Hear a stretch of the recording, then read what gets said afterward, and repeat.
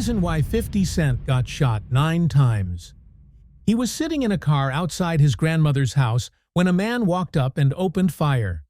9 bullets tore through his body, face, hand, hip, chest, legs. Everyone thought he was done, but somehow he survived. This wasn't just a random act of violence, it was personal. It was connected to the streets, the music, and something way deeper than most fans realize. There were whispers, rumors, secrets that never made it into the headlines. What could have made someone want him dead so badly they tried to end his life in broad daylight? Let's peel this back, because once you hear the full story, everything about 50 Cent will make a lot more sense. The rise of 50 Cent. From street hustler to aspiring rapper. Curtis Jackson, the world knows him as 50 Cent, was born in South Jamaica, Queens in 1975. Life wasn't easy. His mother, Sabrina, was just 15 when she had him, and by her early 20s, she was dealing drugs to provide for them. When Curtis was only 8, she was murdered under mysterious circumstances. He never knew his father. After that, he moved in with his grandparents, crammed into a house with 9 other people. Growing up in Queens during the crack epidemic, the streets raised him. By 12, Curtis was already selling drugs. He'd hide crack in his sneakers, bring weapons to school, and lie to his grandparents about where he got his money. He wasn't just hustling, he was surviving. By the time he was 19, he was arrested twice in 1 month for drug charges. He did 6 months in a shock incarceration boot camp and came out with a GED. But something had shifted. He started writing music. And unlike other rappers just rhyming about street life, 50 had lived it. Every line was real. He called himself 50 Cent, a name inspired by a Brooklyn stick-up kid, a symbol of change and rebellion. He wasn't here to play nice. His raw lyrics and relentless drive caught the attention of Jam Master Jay from Run DMC. Jay taught him how to structure songs, count bars, and use a studio properly. It was the 50's first big break. In 1999, he signed with Columbia Records. His debut album, Power of the Dollar, was on the way. And when he dropped How to Rob, where he jokingly listed how he'd rob every rapper in the game, it lit up the industry. Suddenly, everyone was talking about him. It seemed like 50 Cent was unstoppable, but something was coming that would change everything. Ghetto Qur'an, the song that sparked controversy. In 2000, 50 Cent recorded a song called Ghetto Qur'an, Forgive Me, where he rapped about real-life figures from his neighborhood in South Jamaica, Queens. He mentioned names like Kenneth, Supreme, McGriff, and Gerald Prince Miller, who were known leaders of the Supreme Team, a drug syndicate that reportedly earned up to $200,000 per day during the 1980s. In the song, 50 Cent described Premi as the businessman and Prince as the killer, shedding light on their roles in the organization. While 50 Cent saw the song as a reflection of his environment, others viewed it differently. In the streets, naming names in such a public way was considered a breach of the unspoken code of silence. Some saw it as airing dirty laundry that should have remained private. This led to tensions with powerful figures in the criminal underworld. The song was never officially released, but was leaked online, gaining attention for its controversial content. Law enforcement officials later believed that the lyrics of Ghetto Qur'an played a role in escalating conflicts that had serious consequences. Despite the controversy, 50 Cent stood by his work, stating that the information in the song was already public knowledge, available in books and newspapers. He argued that he was simply telling the stories of his community. This song marked a turning point in 50 Cent's career, highlighting the risks of blending street narratives with mainstream music. It set the stage for events that would significantly impact his life and career. The Supreme Team and Kenneth Supreme McGriff. Let's give you the full picture on the people 50 Cent messed with. These weren't just street-level dealers or neighborhood tough guys. These were heavyweights, the kind of men who didn't just run corners, they ran entire blocks. We're talking about the Supreme Team, one of the most feared and organized drug crews in New York City's history. Led by Kenneth Supreme McGriff, the Supreme Team rose to power in South Jamaica, Queens during the 1980s. They weren't just selling crack, they were running an operation that pulled in up to $200,000 a day. That's not a typo. $200,000. Daily. Supreme built an empire, and he did it with precision and force. His crew was structured, disciplined, and brutal. Anyone who got in the way? Gone. No warnings, no second chances. And when Supreme wasn't on the streets, he was still making moves. After prison, he tried to go legit by stepping into the film world, and that's when he got tight with Murdy Records. Yeah, the same label run by Irv Gotti, which had stars like Ja Rule. Supreme helped finance a movie project with them, but the feds weren't buying the Hollywood dream. They believed he was using the music biz to clean his drug money. Over $1 million worth, allegedly. Now, enter 50 Cent. In his track, Ghetto Qur'an, he dropped names, real names. Supreme, Prince, others from the team.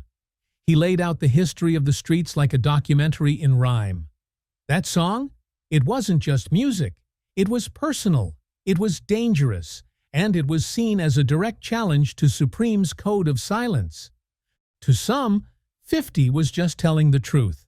To others, he crossed a line that put a target on his back. And the streets don't forget. The shooting, a detailed account. On May 24, 2000, Curtis 50 Cent Jackson was shot 9 times outside his grandmother's home in South Jamaica, Queens. The attack occurred as he sat in a friend's car, preparing to leave after retrieving some jewelry from the house. A vehicle pulled up nearby, and a gunman approached, firing 9 rounds at close range with a 9mm handgun. Jackson was struck in the hand, arm, hip, both legs, chest, and left cheek. The facial wound resulted in a swollen tongue, the loss of a wisdom tooth, and a slightly slurred voice. His friend was also wounded in the hand. Despite the severity of his injuries, Jackson and his friend managed to drive to a hospital, where he spent 13 days recovering. The shooting left him with multiple physical challenges, including a 6-week period using a walker, and a total recovery time of 5 months. During this period, Jackson reflected on his life and the circumstances that led to the attack, stating, "After I got shot 9 times at close range and didn't die, I started to think that I must have a purpose in life." The assailant was identified as Daryl "Homo" Baum, a close associate and bodyguard of boxer Mike Tyson. Baum was killed 3 weeks later in an unrelated incident. The shooting had significant implications for Jackson's career. At the time, he was signed to Columbia Records and was preparing to release his debut album, Power of the Dollar. However, the label dropped him following the incident, and the album was shelved. In the aftermath, Jackson faced a climate of fear and silence. The streets of South Jamaica were tight-lipped, and few were willing to discuss the incident or its perpetrators. Law enforcement officials believed that the shooting was in retaliation for Jackson's song, Ghetto Qur'an, which detailed the history of the Supreme Team, a notorious drug gang in Queens, and mentioned its leaders by name. Despite the challenges, Jackson used the experience as motivation to push forward. He began recording mixtapes, which eventually caught the attention of Eminem and Dr. Dre, leading to a new record deal and the launch of his successful music career. The shooting, while nearly fatal, became a pivotal moment that shaped his path to stardom. Suspected perpetrators: Daryl "Homo" Baum and Dexter Isaac. Daryl "Homo" Baum wasn't just a random name in the streets. He was well known in Brooklyn, especially in Brownsville. He had a serious reputation. He ran with some of the toughest crews and had real influence. And more than that, he was close friends with boxing legend Mike Tyson. Not just an acquaintance. They grew up together. When Tyson got out of prison in the late 90s, he hired Baum as his personal bodyguard. That's how tight they were. So when people started whispering that Baum was the man who shot 50 Cent in 2000, it wasn't coming out of nowhere. The word on the street was that Supreme, Kenneth McGriff, had ordered a hit on 50 for crossing a line in the song Ghetto Qur'an. And Baum was the one who carried it out. On May 24, 2000, outside his grandmother's house in South Jamaica, Queens, 50 Cent was ambushed and shot 9 times. One of those bullets hit his face. Many believed Baum pulled the trigger. No one was arrested, no one talked. That's how feared these people were. But the story doesn't end there. Just 3 weeks later, Baum himself was killed in a separate shooting in Brooklyn. Some say it was street justice. Others believe it was a consequence of deeper underworld wars. Either way, he was dead before any official charges could ever be made. Then came another twist. In 2011, Dexter Isaac, a longtime inmate doing life for unrelated crimes, came forward. He claimed he was the one who shot Tupac Shakur in 1994. But that's not all. He also claimed that Kenneth McGriff had paid him to shoot 50 Cent. He named names, even claimed the hit was set up by Jimmy Henchman, another powerful figure in the music business with ties to McGriff. Isaac's confession raised eyebrows, but some people questioned his timing. He'd been in prison for years. Was he telling the truth or trying to stir the pot? Some investigators took him seriously. Others didn't. What made it complicated was that the streets were quiet. No one confirmed, no one denied. Fear still ran deep. Whether it was Baum who pulled the trigger or Isaac acting under orders, one thing is clear. 50 Cent had stepped into something far bigger than rap beef. And the people involved weren't just street level. They were powerful, connected, and deadly. This shooting wasn't just an act of violence.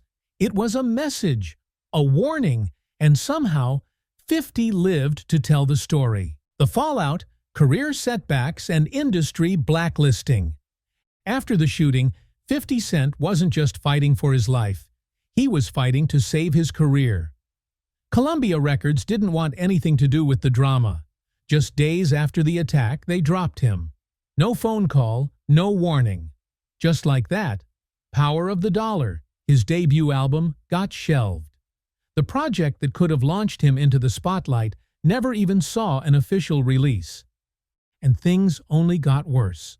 Behind the scenes, there were whispers that 50 was being blacklisted. Promoters stopped calling. Radio stations weren't playing his tracks. Word spread fast in the industry that working with him was risky. The streets were watching, and so was the music world. Some people believed that Kenneth Supreme McGriff and his circle were behind it all, quietly pulling strings, making sure 50 couldn't get back in the game.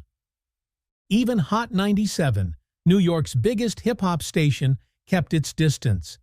DJs were hesitant to spin his songs. No label wanted the heat. And it wasn't just about the music. The violence connected to his name scared people. In an industry that thrives on image, no one wanted to be caught in the crossfire, literally. 50 Cent went from rising star to untouchable. He couldn't book studio time, couldn't land features, couldn't release new music through normal channels. The only way he stayed relevant was through underground mixtapes.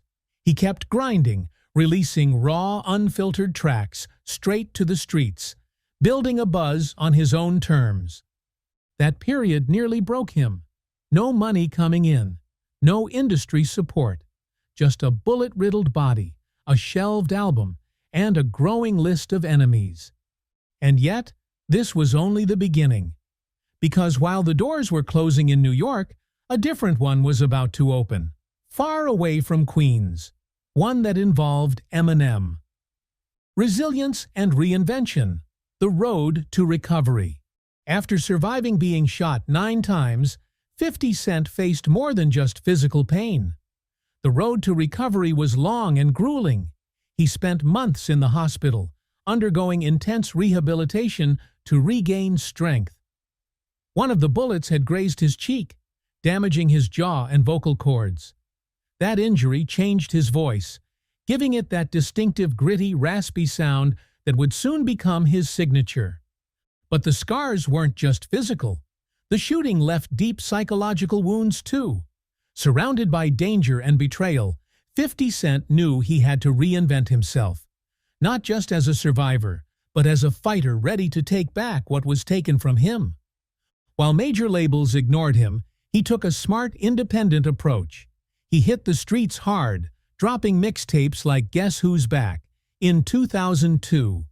These weren't polished studio albums, but raw, authentic tracks that spoke directly to the streets and anyone who'd listen. His lyrics reflected real life, pain, struggle, survival, and that honesty started turning heads. It was this buzz that caught the attention of none other than Eminem. Impressed by 50's raw talent and story, Eminem introduced him to Dr. Dre. These two giants recognized 50 Cent's potential instantly. Soon enough, they signed him to their label, Shady/Aftermath Records. This partnership changed everything. From being blacklisted and nearly forgotten, 50 Cent was about to step onto a global stage. His mixtape hustle had turned into a record deal that would catapult him to superstardom. But none of this would have happened without his resilience, the refusal to give up, despite everything. The shooting could have ended his story. Instead, it became the turning point, a brutal setback that forced 50 Cent to grow stronger, smarter, and hungrier than ever. And that's exactly what he did. Get Rich or Die Tryin', Turning Trauma into Triumph. 50 Cent took everything he went through and poured it straight into his debut album, Get Rich or Die Tryin'. This wasn't just music. It was his life story told without holding back. Songs like Many Men, Wish Death hit hard because they talk openly about that day he got shot, the fear, the pain, and the fight to survive. It's real, raw, and that's exactly what made people listen. When the album dropped in 2003, it exploded. Over 800,000 copies sold in the first week, eventually going multi-platinum. Critics praised 50's unique style, gritty but catchy, street-smart but radio-friendly. With production from Dr. Dre and Eminem backing him, Get Rich or Die Tryin' wasn't just an album, it was a major moment in hip-hop history. Songs like In Da Club took over clubs, radios, and charts everywhere. 50 Cent's voice, his stories, and that unstoppable attitude made him a superstar almost overnight. He didn't just survive the shooting, he used it to fuel a career that changed the game. What's powerful here is how 50 flipped his darkest moments into something that inspired millions. His music showed that even after the worst, you can come back stronger and louder. If you're interested in more stories like this, about music, struggles, and success, make sure to subscribe and join the community. There's a lot more to explore about 50 Cent's journey and how he built his empire. So stay tuned. You won't want to miss what's next.